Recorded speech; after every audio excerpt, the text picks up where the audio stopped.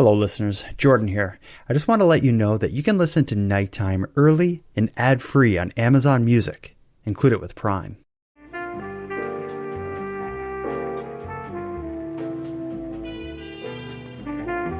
You are listening to Canadian Gothic, a series by the Nighttime Podcast.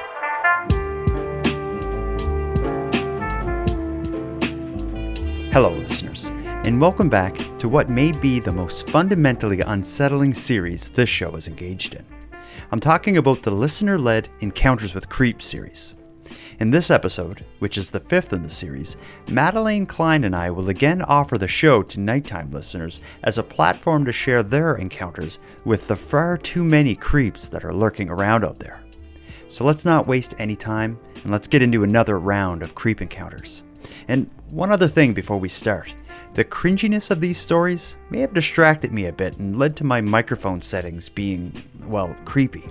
I apologize for the poor quality of my recording for the first half of this episode, but don't blame me for it. Blame the creeps. Let's go.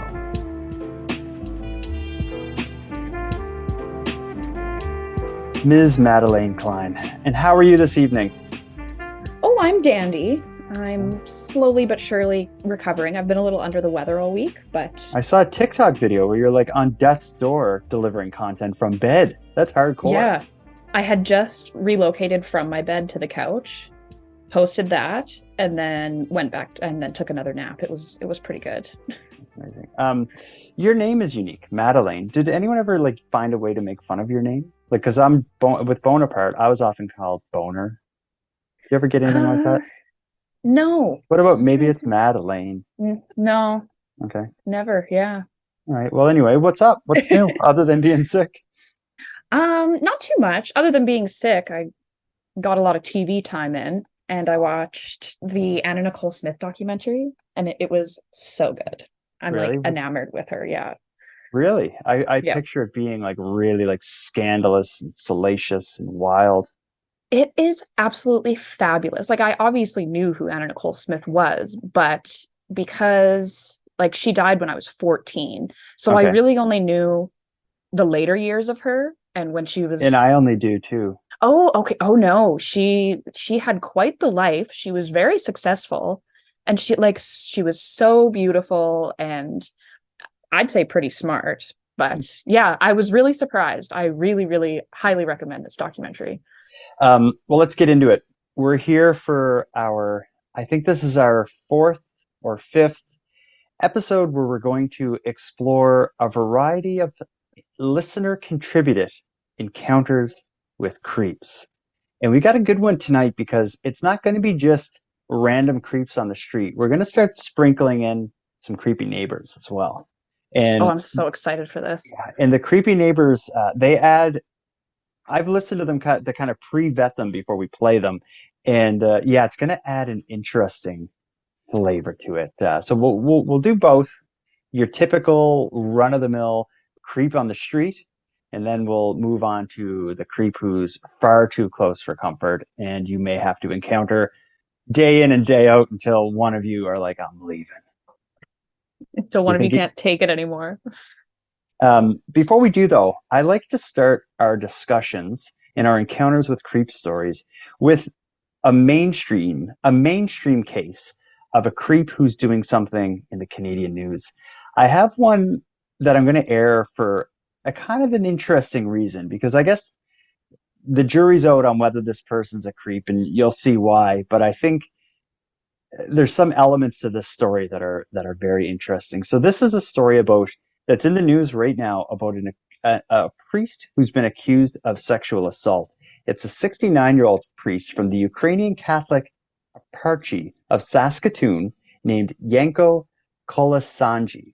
And he's been placed on administrative leave after being charged in connection to a March sexual assault allegation from a 13-year-old girl. So this, I guess, is pretty close to you, Saskatoon. That's your back door. As soon as you said Ukrainian, I was like, it's somewhere in Saskatchewan. Yeah. It's gotta be, yeah. So the actual allegations about him have made the news. I'm going to play you that clip, but I think as the clip airs, you'll see why we're going to talk about this one. So here's how the story of his first court appearance was shared. A Saskatoon priest has pleaded not guilty to sexually assaulting a teen girl. Reverend Yanko Kolosnai was not present in the courtroom. His lawyer made the not guilty plea on his behalf. The 69-year-old man is accused of sexually assaulting a 13-year-old girl at St. George Ukrainian Catholic Church on March 11th. The next day, the girl's mother went to the police station to report the alleged crime. Right after the charges were laid, the Ukrainian Catholic Eparchy of Saskatoon expressed compassion to both the girl and the priest. We feel sorry for that family and anything that they're going through, but also compassion for Father Yanko and the difficulties that he and his family will face, as well as the parishioners. Kolosnai has been suspended from his pastoral and administrative duties pending the outcome of his charge. He's scheduled to be back in court on June 13th when trial dates will be set. Yeah, the weird thing about that is I've never really seen like people actually supporting you in the news when you're being faced with allegations of sexual assaulting a 13-year-old as a 69-year-old man. It was a spokesperson for the church expressed, concern for the victim and their family, but also the priest and his family. But that wasn't it. They actually took it a step further. The news was that news clip was actually pretty generous with the spokesperson for the church by only using a small part. She actually said a bit more, and I'm going to play that before we talk about it. Okay. In this clip, that same spokesperson continues their statement to kind of downplay what may have happened. Listen to this and try not to cringe too hard. The variety of events that could qualify as sexual assault is very, very broad. And so we want to just caution everyone from jumping to conclusions at this point. We know nothing. But we have no reason to believe it was particularly serious.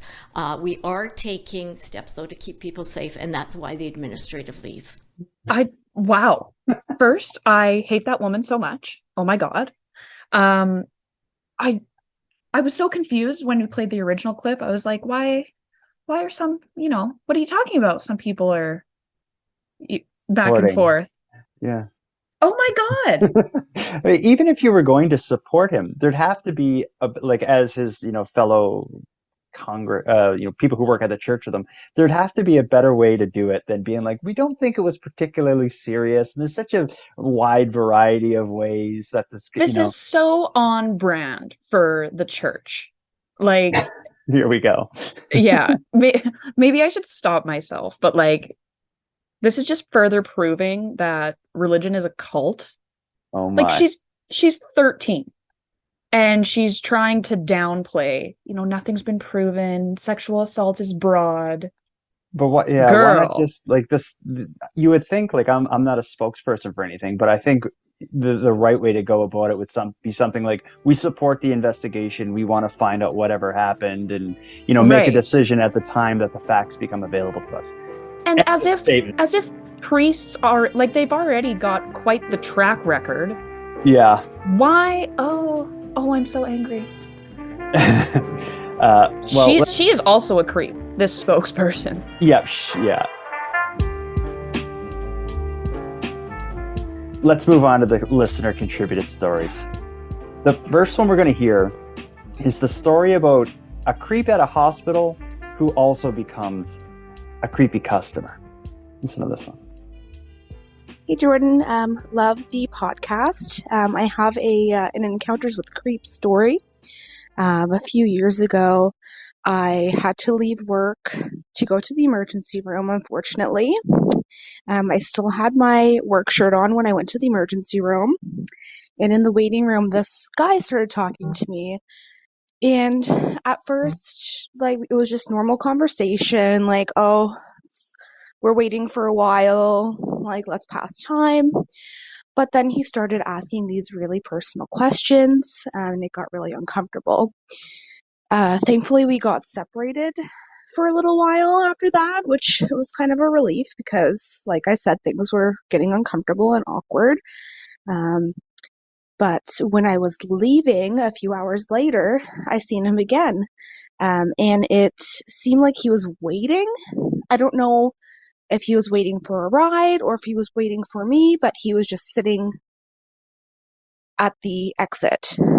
So I just made this offhand comment like, oh, we're finally done. See you around. And he goes, yep, see you at work. And I was like, oh shit, like, that's a really weird thing to say. So I left. I immediately called a friend of mine just in case he followed me to the bus stop where I was going, and was like, I just want to chat because this creepy guy, whatever. So a few weeks later, the same guy showed up at my work, and he started singing to me. Very uncomfortable, very awkward, very weird. But the thing is, he would show up to every shift at that job. And it was scary. The fact that he was showing up, he would sing to me every time, stare me in the eyes. It was super, super weird. Eventually that stopped happening, and I went to another job at a doctor's office, and I seen him come in, and I ran to the doctor. I was like, can I hide in here? Because this guy had been following me in the past. And he said, oh, shoot, is it this guy? I said, yeah. He said, yeah, you better sit down. When I worked at another office a few years ago, he cornered a nurse in one of our elevators, and they were alone. And he said, what would you do if I stopped the elevator right now and raped you? And yeah, super fucking creepy. Sorry if I'm not supposed to swear on your show, but yeah. So thankfully I stopped seeing that guy around. Thanks. I always enjoy the way they ended. Thanks. But Bye. there's a lot to unpack with that one. First of all, we've had quite a few creep encounter stories that involve like hospitals, nurses, waiting rooms. This one, she goes to, and I don't know if you caught this at the beginning, but she goes to the hospital for whatever reason for an appointment, but she's wearing her work uniform or her work shirt, and that's what kind of leads to him showing up. But And it escalated quite quickly. well, like to be singing at someone right out the bat is a big move. And more than once. Like, I mean, even once would just do me right over. But And you would multiple just fall in times. love. Like this is Oh him. no. No, The opposite. yeah, Like, oh my God. yeah. And thank God that not that he came into her new place of work, but that the doctor knew of another incident. But Like that that that feels illegal. yeah, that other incident. Like if Like that's a you, threat.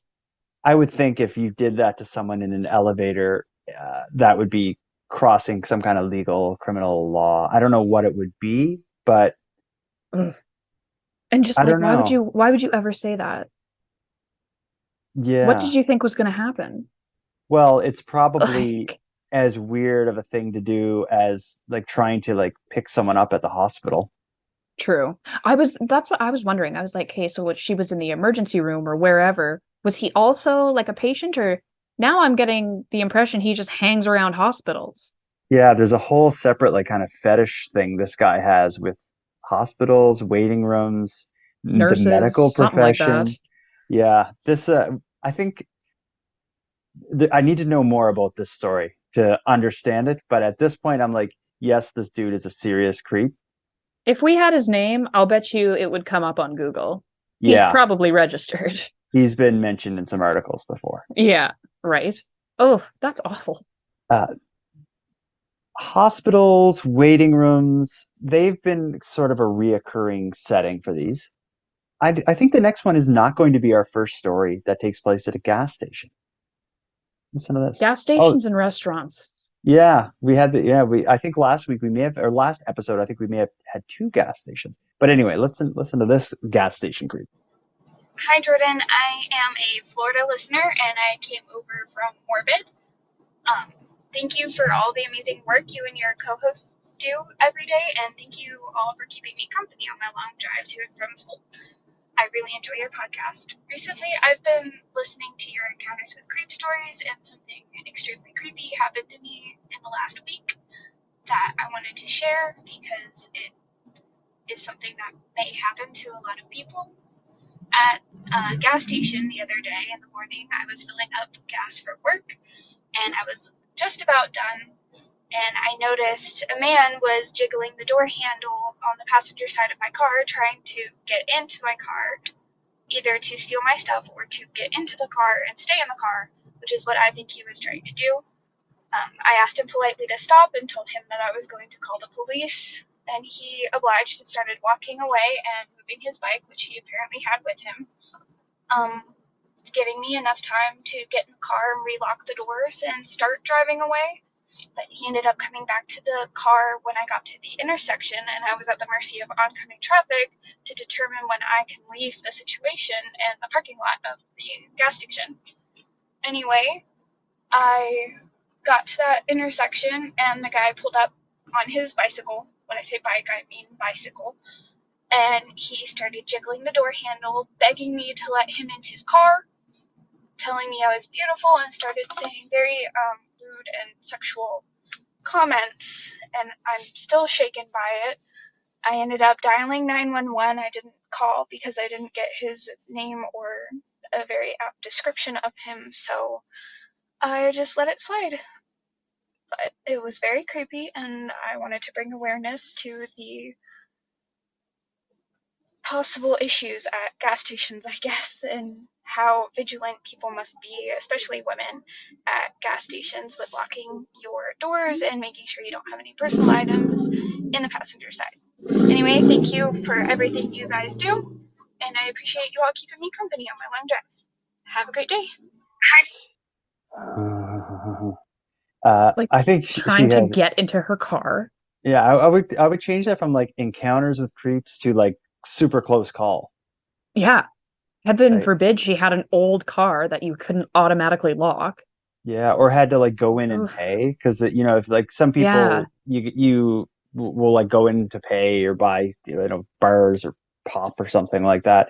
It would have given him ample opportunity to actually get in the car. And there's that whole kind of this cliche from like a horror movie. It's like you get in your car and you're driving, and you maybe adjust your rear view mirror, and then you just see someone in the back seat. Like she Oh, could have had that sort of thing. And of course, this guy's on a bike. There's two people. There's two types of people who ride bikes: fitness people and like complete weirdos. yes. No, you're right. That's like the two genre of bike driver. And yeah, There's they cyclists hang and around gas lunatics. stations. Yeah, what's with that? Hey, gas stations have a unique place in our society where they are kind of like a town square to an extent. Just like a Tim Hortons is kind of like City Hall, a gas station is this kind of like town square. And every city in Canada has like a gas station that's sort of like, like the center of the city. I'm sure you got one in Yeah. Regina. Oh yeah. We've got a few. Well, actually, her story reminded me of once at 7-Eleven, I encountered this weirdo. And I was just in line, patiently waiting to pay for my taquitos. And yeah, I can't believe I forgot about this. Maybe I blocked it out. But he was very odd. Obviously, probably on some sort of drugs, but was telling me that he had like gotten clean at one point, and I was Oh, like, "Oh God." So yeah, he was just like kind of super out there. And then he showed me, I can't remember if I wouldn't have been in scrubs, but I want to know he maybe knew I worked at the hospital or something. He pulled up his sleeve and he had like this open gaping wound. like an abscess. Yeah. Oh, oh, And I was just like, what is going on here? Like, I was so confused. And this all happened within, I don't know, 3 to 4 minutes. Like, it was thankfully a quick encounter, but it was yeah, just like, dude, yeah. what? Why? Oh. Why are men at gas stations so confident? Yeah, Like, what are they drinking that makes them so proud yeah, of themselves there? he was And then doing she something. drives in that last story. She drives away. He catches up with her on his bike, finds her at Ugh. an intersection where she's like stuck in traffic, basically, and he continues. Except it sounds like he's ramping it up there with like vulgar speech, which is like it's catcalling's one thing, but then there's this extra kind of step of it that's sort of this like aggressive harassment version of catcalling. Sounds like she was maybe victimized by that. Absolutely. Well, and especially like she had gone away and told him previously, like, leave me alone. I will call the police. Mm-hmm. And for whatever reason, he tried to convince her. It's. I think that was going to be a tough sell, but he went for it. I'm just wondering if this approach ever works. Like, it can't. Yeah. And this is in Florida. When she said, I'm just calling from Florida, were you like, oh, yeah, here we go? Yeah. Well, actually, just yesterday I was thinking Regina is really the Florida of Canada, or Saskatchewan, I should say. Just some of the things I see on the news, I'm just like, interesting. Well, it might keep Canada weird series. I'm finding like the odd and offbeat Canadian news stories. Saskatchewan carries more than their fair share of weight on that series. I often have a Saskatchewan story. Weird place. Oh yeah. But we're gonna go back to the US for the next story. This is a good one. I've never been a beard person. I've tried to grow a beard. I found it itchy and unappealing. I didn't like the way it looked. I didn't like the way it felt. This next story makes me actually glad I didn't push through and grow a beard, because as you will hear, a listener named Zach's beard causes a lot of trouble at a bar. Listen to this.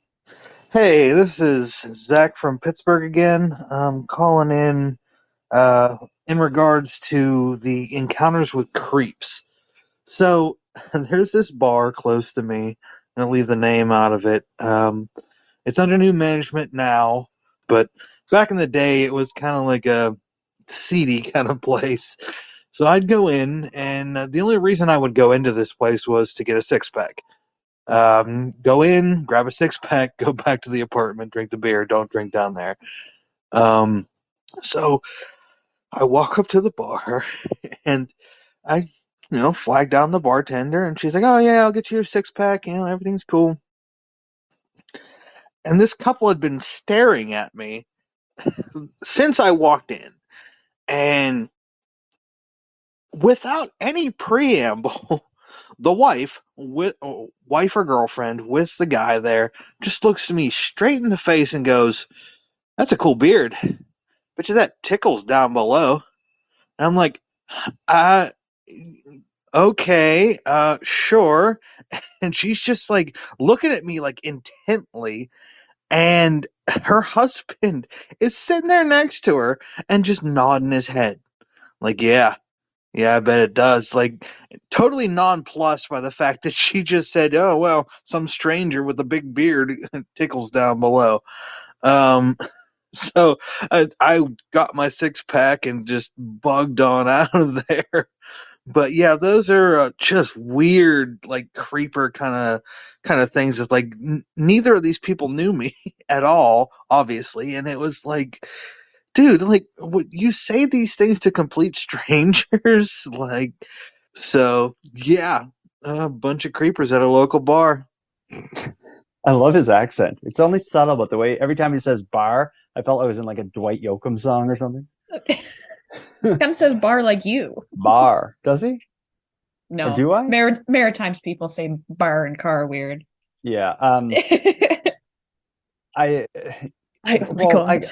First thing I gotta say is I don't think you can buy a six-pack of beer at a bar in Nova Scotia.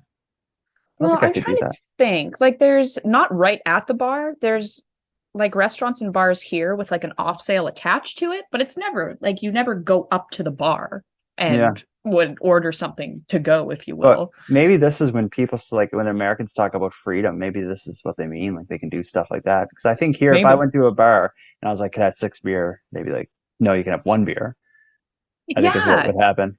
You can have 1 beer. And then he's like buying, by the sounds of it, he's buying the beer and leaving to drink it elsewhere because of this super sketchy bar near his house with this crazy couple. Imagine, and I like how he like mentioned like this bar, you would take the alcohol and not drink it in the bar. He also protected the bar's image a bit. He wouldn't name them. They're under new management now. His way of saying like, I got no problem with the new version of the bar, but the old version. That's yeah. I mean, swingers exist, I guess, but was it a swinger or someone with just a horrible sense of humor? Because some people will just say stupid stuff like that That's and true. and just like disgust you, but they may think they're just making a light joke. Yeah, it's hard to say, Mhm. especially in that like environment. And Uh, I'm picturing like an older couple. yeah, and I there's want to know two of more about them. this couple. Yeah, there's two of them there, like the husband and the wife, or the male and the female.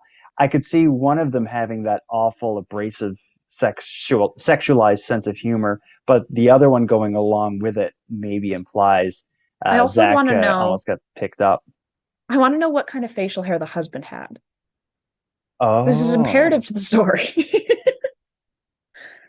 Oh, but yeah, maybe he like can't read the grow a room. beard. He can't grow a beard, the husband, and the wife has always wanted to be with a man with a beard. And maybe the Maybe. husband accepts, like, I can't give her the one thing she needs. If Zach can, then I'm going to just Then he's in. that I'll support that tonight. And he tells his wife, there he is. See how it goes. She says, I bet you that tickles down below. And Zach rolls his eyes and gags, like, and Like this leaves. poor man. Because he didn't want to be rude, but he was obviously like, ooh, no thanks. Like, oh my God. Yeah, And it was probably like 7 p.m. It was probably yeah. really early. Oh, so we're gonna start moving to the creepy neighbor stories. But before we do, we've heard from a lot of people who share stories of encounters with creeps that have had different ways of dealing with it. Maybe some flee, maybe some, I think we had one person who approached someone being encountered by a creep and pretended they were like their friend to kind of protect them, that sort of thing. But I found this news story that I couldn't help but air for you. I don't know if you've seen it before. I've never seen this before. It is a clip that was filmed on a subway in New York in 2015. I'll set the scene because a lot of people will only hear the audio of this and not see the video, but a woman is sitting on one side of the subway train, and she is the woman holding the camera.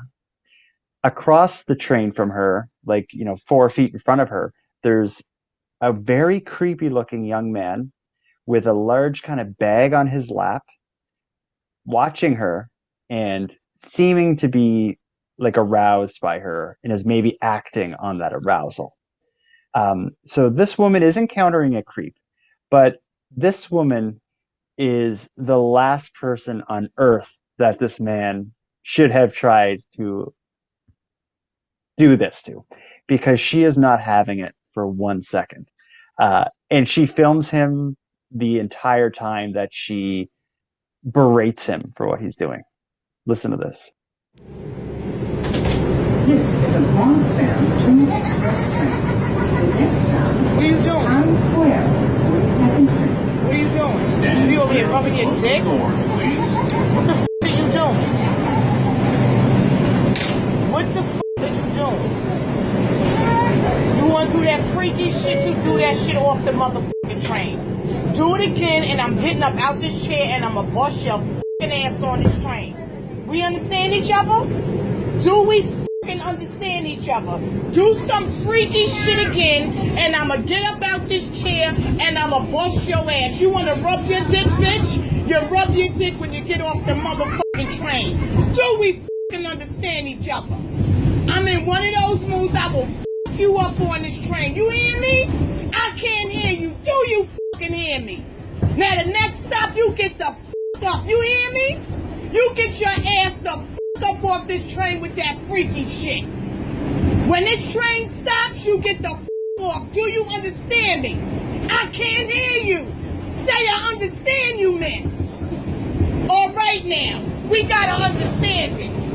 Now I've got your picture on here. Like I said, I don't give a f if this ain't your stop. You get off this train with that freaky shit. Get up. Sitting here rubbing on your penis. Are you serious? Get the f off before I beat the shit out of you. You got the right one, honey, because I'm a crazy bitch. Please believe me. Get the f off the train. This is a Bronx-bound 2 express train. My eyes are watering. I adore this woman. Oh my God. Well, good. There's nothing like a good public shaming. to Yeah, really get someone to clean their act up. yeah. Everyone on the train was like, "Oh, he picked the wrong person." And everyone's like, should we get off? Like, Yeah. Oh, she was having none of it, and she was actually ramping it up. At first, she was telling him to stop, and then she was making him say like, "I will get off." yeah. And then she's like, "No, get up!" and like wait by the door. Do we have an understanding? Oh my Yeah, and I God. liked her approach was good because, well, for one, she was so forceful, but also she wasn't kind of criticizing what he's doing. Like if you want to do it off the train. Do Yeah. not do it on the train around me. Like it's what was happening was not funny, but good on her, man. It's hard not to laugh, and there is a short update to that. I actually went down a bit Oh, of a rabbit hole reading about her and about the man because this clip went viral from 2015, but the actually, I got two paragraphs from an article. Listen to how they word it. The creep who was eviscerated in a videotaped rant by a fellow subway rider for pleasuring himself on a crowded train has been arrested for the incident and for a similar act that happened months earlier, authorities say.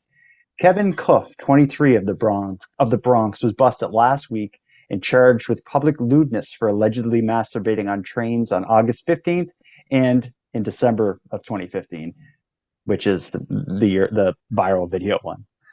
yeah. But So not his first offense. So I'm very no, glad that that was what she did. I will dare say we will think twice before he ever does it around someone who looks like they're going to. I have no doubt He that might woman think would have twice tore her about apart. doing it in private. um, Oh my I'm, God. yeah, I found that video and I was like, I have to play that for Madelayne. Yeah, have you ever seen that before? No, never. Well, That's probably my 15th time watching it. I'm And about to watch it more because that's yeah, amazing. and the video is great. I'll link to the video in the episode description. But every so often, like most of the camera, like she's not paying much attention to where she's pointing. So most of the time, it's like at his feet. But every so often, you see his face, and the dude is terrified. Like he knows Wouldn't he's you busted. be? There's no denying it. Oh man, absolutely would be. But Well, I I wouldn't have just gotten think myself in that position. Well, thank God. I don't understand why these people do this. Like, why would you, like in public, no less? Mhm. I don't understand. Is it entitlement? Is it just general stupidity? Is it a little bit of both? Or could they be like have no control over themselves, like I don't know, like an actual sickness where they like an addiction or something? Like that guy in that video getting eviscerated by the woman, he looked just so creepy and weird. Like he didn't look like he was confident or anything. He He looked fit the sneaky, and profile. he certainly fit the profile. Yeah. Yeah, that's just, ugh.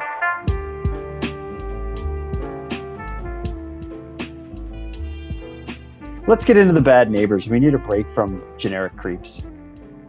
Yeah. Oh, I've been looking forward to these. These are going to be so good because people in their natural habitats are somehow even weirder.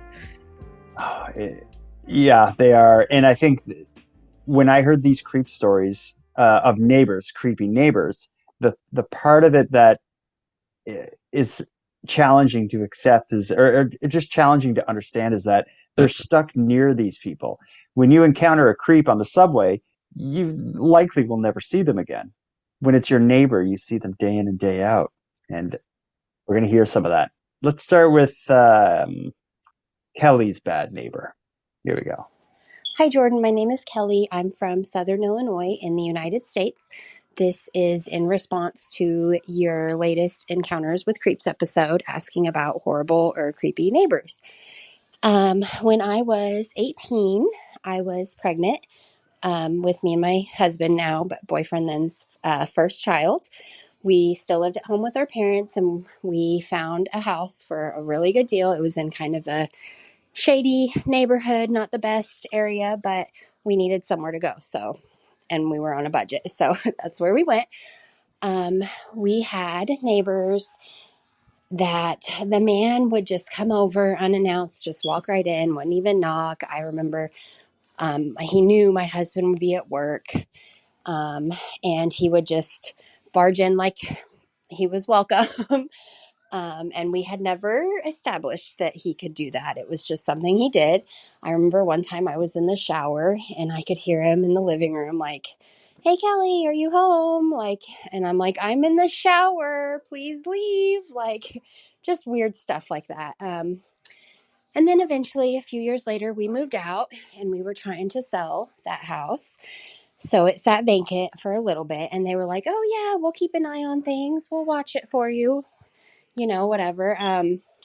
But instead, they were stealing stuff out of our house. Like, there was a garage in the back, and we kind of used it as storage still. So one day we went over there, and my husband was kind of looking over the fence and saw some of our stuff in their yard and in their van. So we called the cops and everything, and they came, and they blamed it on their children, said their children came onto our property, took our stuff. And I mean, it was like my stepdad had worked at Anheuser-Busch. And so I had like beer signs, lamps, stuff made for bars, like neon signs and stuff. And I don't think the kids would be taking that stuff. But anyway, they blame their kids. Nothing happened. The cops can't really do anything at that point. A few months go by, and I had my very first car was a 95 Mustang. It at the time had like probably over 150,000 miles on it. So not super pricey. It wouldn't have brought a lot of money or anything, but it went missing, and come to find out it was towed out of my backyard and to the junkyard, and the junkyard took it and crushed it without any paperwork or proof of ownership or anything from the people who brought it there, which we still don't know exactly what happened with that or who it was, but pretty sure they had something to do with it. And also we found out later that they were cooking meth in that house. So literally right next to where my children, my babies were living. Anyway, just wanted to send in my experience with my terrible neighbors. I don't know if we call them creeps. I mean, the shower thing was pretty creepy, and he said some pretty creepy stuff every now and then. Just coming over when he knew my husband wasn't there was weird. I don't know. I just got really bad vibes from him. And then the meth thing. There's that. But anyway, I love your show. I've been listening for a long time. I love Madelayne Klein. I think she's awesome. Thank you so much for listening. A neighbor that's stealing from you you feel so defenseless. I've been there before. I had a neighbor. I lived in the upstairs apartment. In the downstairs apartment, people, we had like shared this kind of common like entry where my stairs went up from there, and they stole shoes. They stole a bike. And it was like, we What? knew it was like, well, we didn't know it was them, but it was like them and the people that were coming and going from their apartment. It was just an awful feeling because you don't want to like accuse them and ruffle the feathers because you're still connected to the place. So you kind of have to just like swallow it. In her case, when they said like, yeah, it was my kids, even though like she said, logically, why would the kids steal this like Anheuser-Busch memorabilia? But you also can't. And like way to throw your children under the bus. But of course, the people brewing meth will throw their kids under the bus. True. Yeah. Unfortunate they've procreated at all. Yeah, and then the whole car thing. When you bring a car to like a scrapyard to get crushed, like would they buy it from you? Maybe they buy it and they strip like the valuable stuff and then crush what's left. Yeah, I don't know how that works. And the fact that it sounds like it happened pretty quickly. They're like, yeah, we have this car. Go ahead and crush it. But I think if you went to a scrapyard with like just this car that you towed there or something, there's parts of the car that they would probably salvage, take out to sell, and then whatever's left, the frame and stuff, maybe they'd squish. So maybe these neighbors like had the car towed. It probably cost them $100 to get the car towed, and they probably sold it for 200. But why was it even allowed to be towed? She said it was in their backyard. So it wasn't even on their property or like on a city street. But they kind of shared like a house with this neighbor, so oh, it was okay. I'm picturing like a fence. Hey, I'm picturing them sharing like a building, but I could be wrong. But this all seems sketchy to me. I think they knew someone at the junkyard. She says maybe not creeps, but bad neighbors. I say they're creeps. Absolutely. Okay, he was coming into your house unannounced. When you're in the shower? And like, she's a young woman and her husband, boyfriend, whatever is out. They're new neighbors. Why are you inviting yourself into their home? Yeah, Like, there's one thing about like there's some people that are just really kind of like overly friendly and don't have those kind of boundaries. So I can kind of I maybe see guess. that. It Um, also sounds like they were on drugs, yeah, so that never helps. I can't imagine it well. Well, and Um, like that would be the worst to move into a new place and then your neighbors somehow have like this weird sense of ownership on like the house itself, maybe because they were friends with the previous tenants, mhm. owners, whatever. It would just be like, no, like get out of here. Man, I don't miss having like neighbors and roommates like in the same building as me. I don't miss that. Yeah. Let's go across the pond to the UK. Kitty is a regular listener and contributor to this show. She sends voice memos often. She knows more about weird Canadian stories than most Canadians do, it seems. So she's often contributing to the Keep Canada Weird series, but Kitty too is not immune to creepy neighbors. Here's her story. Hi, Jordan. This is following on from your series about creeps. I've contacted the show before, but I wanted to share a creep story. This one actually took place in Oxford in the UK, but it did involve a Canadian, so I suppose you could term it an expat creep story. So we lived in a very quiet street. My dad moved out when I was 8 and my sister was 6. Our neighbour across the road was a very respectable businessman who drove posh car. His wife was very friendly with my mum. Anyway, shortly after our dad moved out, me and my sister began to see him undressing at the window upstairs. We thought it was a joke at first. We thought it was hilarious. We told our mum, and she just said, "Stop spying on him, close the curtains, it's just a mistake." So one evening we went upstairs, we were playing, and we saw him, and he was undressing. He had nothing on his bottom half, and he started waving to us. And we called our mum. She ran upstairs and she saw him in the act. He was actually pointing at his private parts, waving them about. He obviously didn't realise that mum was there. And she was absolutely shocked. Anyway, we went to school the next day, and our mum actually went across the road to confront him with a frying pan under her coat. It's a true story. And he initially said that he didn't realise he was doing anything wrong, that he was just messing about and he thought it was good fun. She told him that she'd taken photos and she threatened to tell his wife. And thankfully it stopped after that. So yeah, there's an expat creep story, and yeah, all these years later I still have images of that man waving things around in the window. Anyway, thank you for a great show. That is predator behavior. And I'll bet you not the last time he did that Um, to young yeah, people. well over the legal boundary. Like you could be, that's like a prison sentence crime. Absolutely. And I don't think it matters how old the victims are. Like they were like it's worse against children, but anyone who doesn't consent to see that is like ugh. I maybe I missed at the beginning. Did she say she was 13? I thought she said her and her sister were 6 and 8. Oh my goodness. Okay. Yeah. Oh my Oh. God. And at first Um, they thought it was funny or whatever, but then they were like, oh, he's doing this on purpose, and it's actually very uncomfortable. yeah, and then you got to live there. And then imagine, like, what did he think was going to happen? Their mom had to go over there with a frying pan and threaten to tell his wife. Like, you didn't think of that before? What's wrong with you? I feel for Kitty. How great is her accent? I was just going to say she has the loveliest accent. Dialects really vary in the UK, obviously, but that one's really nice. Yeah, I enjoyed it immensely. Okay, let's go to the next one. This is a listener named Jordan. This is actually going to be our last creep story, or our last creepy neighbor story.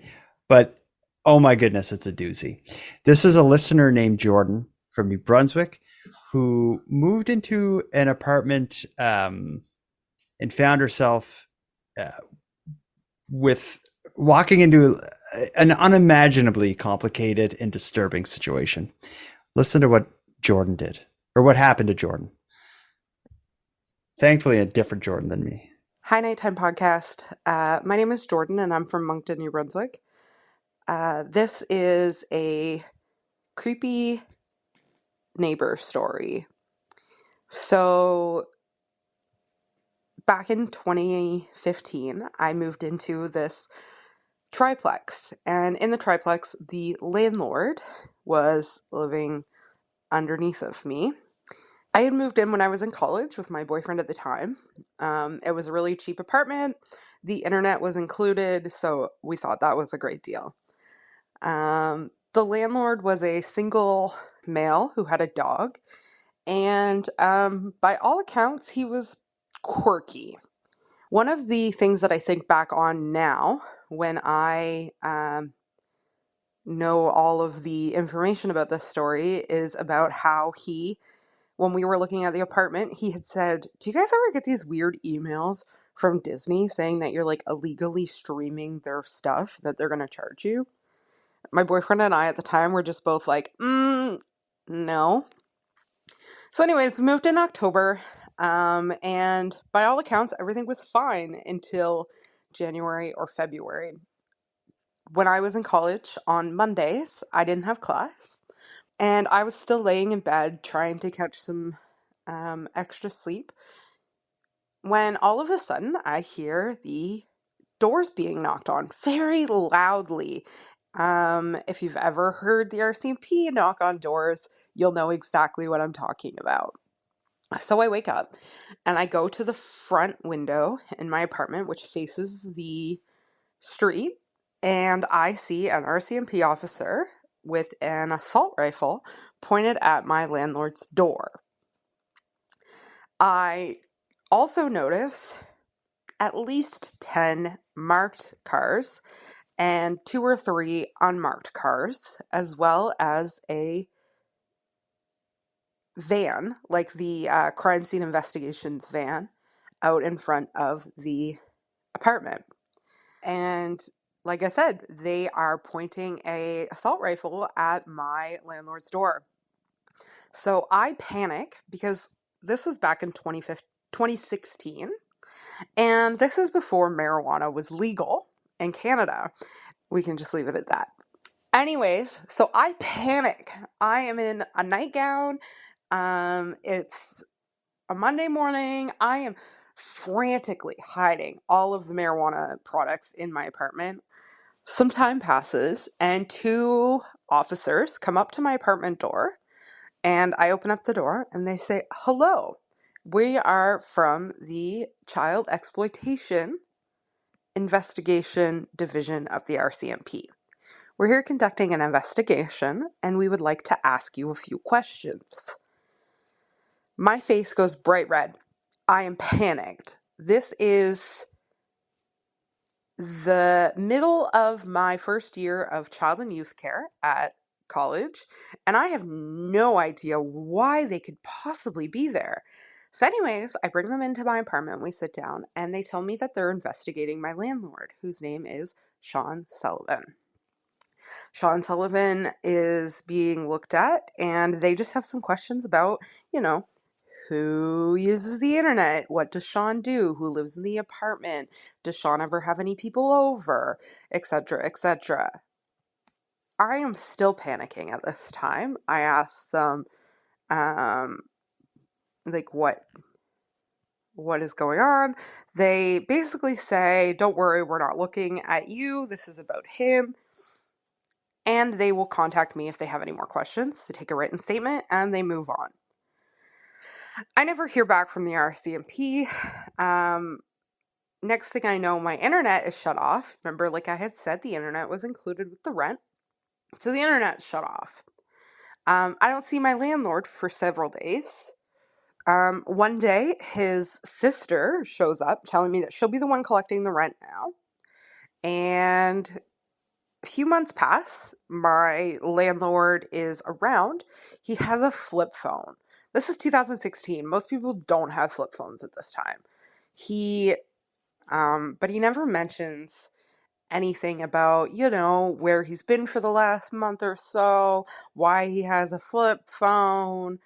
But he does tell me that he is renovating his bottom apartment, and that the bank is seeking all of his tenants have a year lease. At this time, we had a month-to-month lease, and we weren't interested in signing a year lease. So we let him know that we're going to be moving out. We move out in August that year. Of course, we didn't want to be living atop somebody who was being investigated by the Child Exploitation Division of the RCMP. Anyhow, fast forward, I'm going to say at least a year, if not a year and a half. Hadn't heard anything about this man.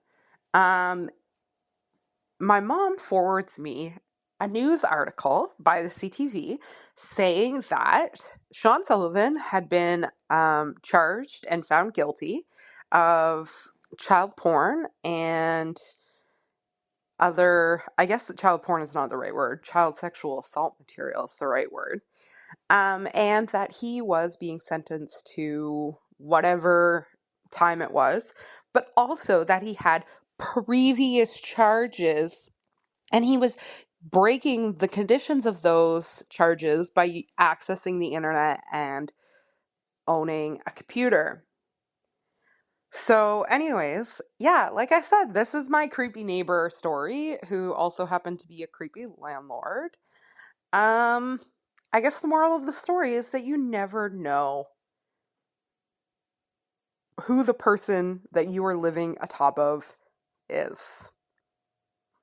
Terrifying. And yeah, thanks for doing this segment, and can't wait to hear everybody else's creepy neighbor stories because I know I'm not the only one. She is far from the only one with a creepy neighbor, but making it a creepy landlord, child porn, police showing up with guns. Oh, that is a friggin' story. Well, and he somehow used his tenants to get away with the internet thing. Yeah, that seems like it could. Yeah, if it was all shared internet, it wasn't in his name, or it was under some sort of landlord clause. I don't know. Whatever it is, but it's yeah, that's. Oh my God. She must have been freaking out, and I like the part of the story where she just happened to be stoned that morning when they all showed up, and so she had to run around the house hiding everything. And then she invites them in. She's probably like, "Does it smell in here? I'm done." Meanwhile, they're like, "We don't care." Yeah, it's way bigger than that. Yeah, that's awful. Sharing a building with someone, it can be such a mixed bag. Having living with someone as a roommate in your place could be a freak across the street. It's people are so complicated and screwed up. You're always. I find with people, I'm always disappointed, never surprised. Is that what you're saying? Right. Never surprised, always disappointed. Mm-hmm. That's why the bad neighbor stories make sense, because it's like, of course, this stuff is happening. There's so many freaks out there, and it's often the people you would never expect. Mm-hmm. Like I just a couple months ago, I only met this guy once because I worked with his girlfriend like 10 years ago, but through the grapevine, I find out that I know a girl that. How does that work now? She grew up with him and his brothers or something. But yeah, guess who just caught a child porn charge? And it's like, oh, that's unexpected and weird. I guess you never know what someone does when they're alone in their room with their laptop or whatever, but it's a workout going through these. I find it's like to jump from one to the other. It's like, cautionary tales, but it's like it's light because we can kind of laugh at them at some point, but then it's also upsetting and disturbing. especially spirals really quick. Yeah, it is. It does, and the Bad Neighbors was a good was a good addition to this. I think going forward, initially we had talked about doing like a bad neighbor episode, a bad roommate episode, a random creep episode. I think just blending them together because ultimately it's all just creepy Encounters with complicated creeps. Yeah, seriously, and it's just Yeah. different genres of creep encounters. And creepy neighbors / bad neighbors is just another genre of this. I'm ready now to call out for people to share their experiences with bad / creepy coworkers, because we all have those. Oh, those are going to be bad. Yeah, there's I've worked at quite a few places where there are memorable coworkers that I hope to never see again, and I'm sure everybody listening have ones. Any more bad neighbors, bad roommates? I still got quite a few to save for our next episode, which will be part 6 in the series, and that's probably be a month or so away. So anyone listening who has a story to share, an encounter with a creep, a bad roommate, a bad neighbor, a freaky, weird coworker, we want to hear about it. Yeah, we do.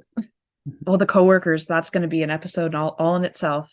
Mm-hmm. There's a lot of weird coworkers out there. There's just a lot of weird people, and there's so many opportunities to connect with them. It's such a shame. I learned a long time ago that like normal doesn't exist. Like I'm probably not normal to many people. So you're at the top of the list. Yeah. She is not normal with me.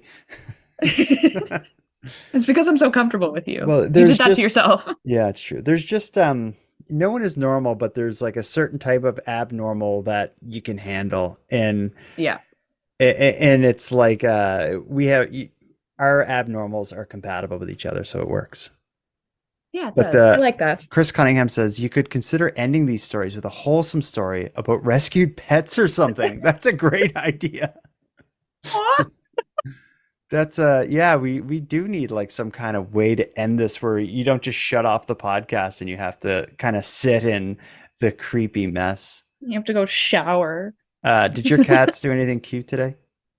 They are cute all the time. Like they could simply be sleeping and I'm like, oh my God, you're perfect. Yeah, I like I love the pictures you take of your sleeping cats. I'm the same with my kids. If you go through my camera roll on my phone, it's like half screenshots of memes and half my kids sleeping.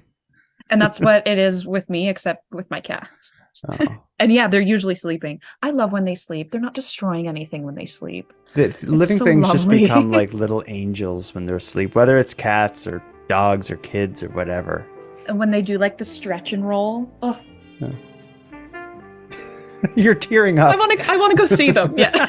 As I just banish the one out of here because I can't trust them. Oh. Yeah, all right. Well, I love your cats too.